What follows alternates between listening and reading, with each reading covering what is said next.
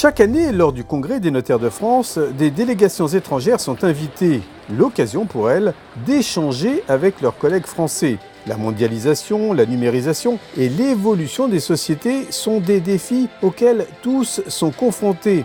Le notariat français, grâce à son expertise largement reconnue, déploie de nombreuses coopérations. Il y a des formes très traditionnelles, on échange des pratiques, des informations, on fait de l'entraide en assistant tel ou tel notariat qui est dans un processus de discussion, par exemple avec son propre État. Comme nous, il a été très important que lors des réformes qui ont touché la profession notariale en France, le soutien des notaires étrangers a été essentiel.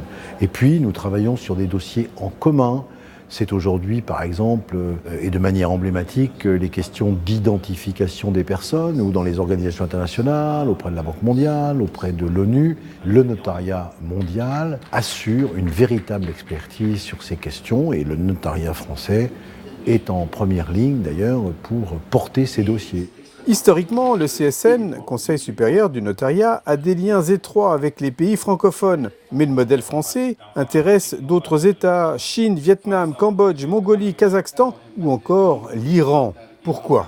قوانینی که در فرانسه داریم تقریباً شبیه قوانین ما در کشورمون هست و شکل سند رسمی و تنظیم سند تقریباً مثل این کشوره.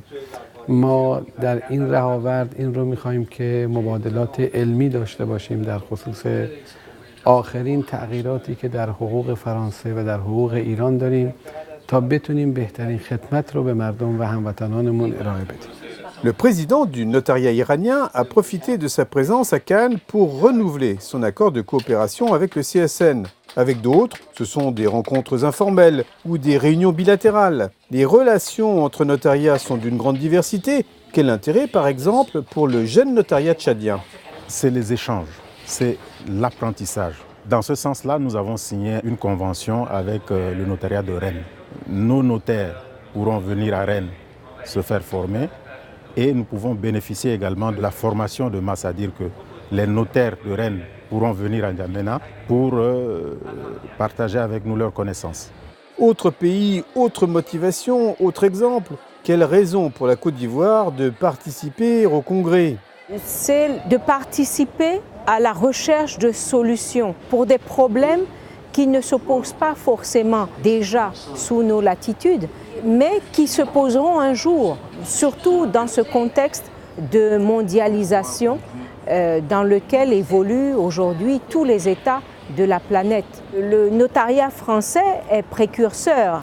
Précurseur, le notariat français l'est dans l'utilisation des nouvelles technologies, numérisation des actes, archivage centralisé, signature et actes authentiques électroniques, visioconférence. Il y a de quoi partager avec les autres notariats. J'ai entendu également le président du Conseil supérieur parler de tout le travail qui est abattu par le Conseil supérieur dans le cadre de la digitalisation. On va y arriver nécessairement et je crois que ce serait important donc, de pouvoir s'inspirer du modèle français pour essayer donc, de faire développer le notariat sénégalais sur ces questions-là.